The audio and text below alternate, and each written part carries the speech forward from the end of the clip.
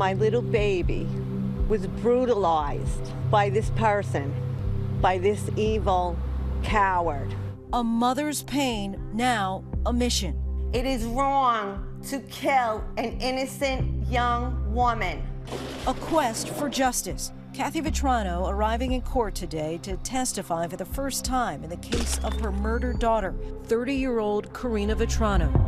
The mystery murder of a jogger killed in New York City. Vetrano was killed in August of 2016 after heading out for a late afternoon jog near her home in Queens. It was so ordinary. A woman out for a jog in a place that she knew, in a neighborhood that she knew. That's everybody's worst fear. Right now, there's evidence of strangulation, asphyxiation. Chanel, why'd you do it? Why'd you kill her? But her family has yet to find justice for Karina after her accused killer's first trial ended in a hung jury. Justice will be served.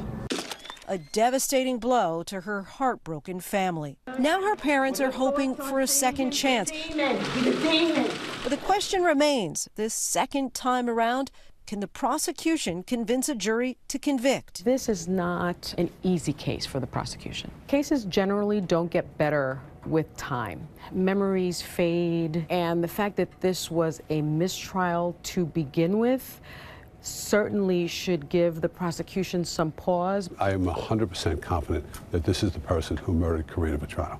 100%. There is no doubt in my mind.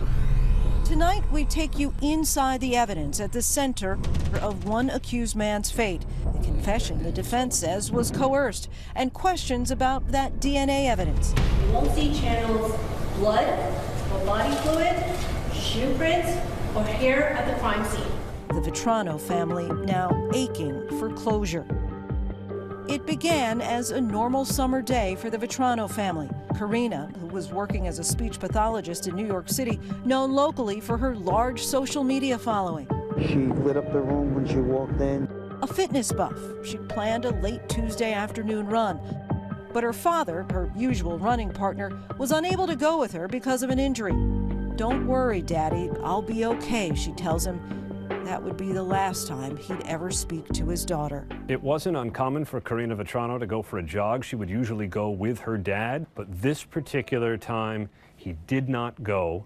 And when she didn't come home, that's when the parents' suspicions began to deepen. Former NYPD Police Chief Robert Boyce led the investigation into Karina's murder. We were looking for her phone. Her phone was pinging, it was on. When they found the phone, the officers started backtracking for the search. This surveillance video is the last known footage of Karina Vetrano alive. We got a lot of video. We were able to track her exactly where she went that day, how she ran into the park, which she did often. Police launch an all-out investigation. Her parents, Kathy and Phil, front and center. We need to find this predator. Just 4 hours after she left her home, Karina's father found her body face down in a marsh, 15 feet away from the trail where she was running. The people who were there described the sound that Phil Vetrano made as something between a scream and a bellow. And as the officers came running, they had to tear him away from his daughter's body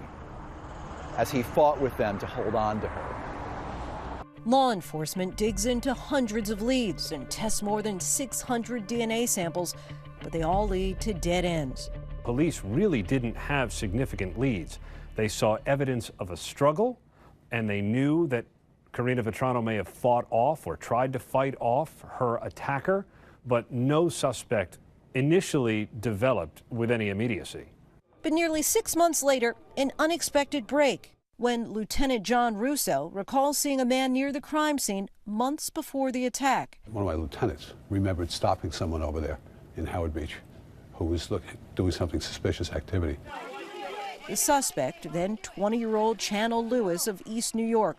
Lewis had attended a school for students with special needs. For some reason, a police lieutenant's intuition drew him to Chanel Lewis. The cop remembered something about him, and that's ultimately what unraveled the case.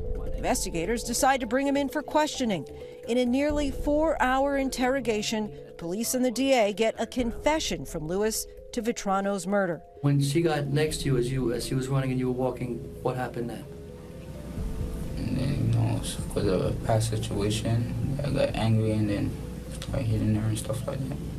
Police say they've also matched Lewis's DNA to those on Vetrano's body, including from under her fingernails. Yesterday evening, Chanel Lewis, a 20-year-old male who resides in East New York, Brooklyn, was taken into custody. The case goes to trial in November of 2018. Lewis's family is adamant about his innocence. The cops is setting him up. The cops need to go do their job and find the real killer and take my brother out of jail. But despite what prosecutors say is solid evidence, the first trial ends in a hung jury. Prosecutors thought this case was over and done with. They believed they had a solid confession. They believed they had DNA evidence.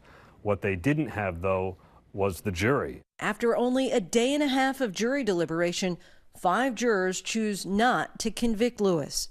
Now, nearly 3 years after their daughter's death, her parents are trying again in Lewis's second trial for the first-degree murder of Vetrano. Lewis's defense argues that that taped confession was coerced.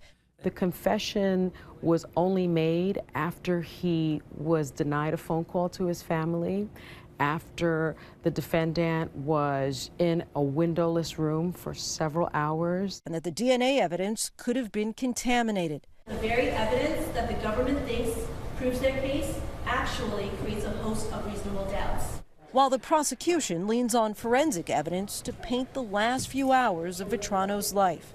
He choked her until she couldn't resist anymore.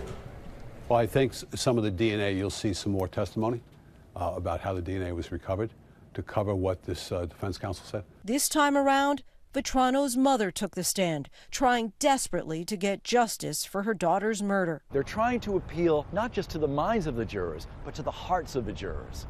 And who better to do that than the victim's mother? She says the last time she saw her daughter, she was in a coffin at a funeral parlor. For Nightline, I'm Lindsay Davis in New York.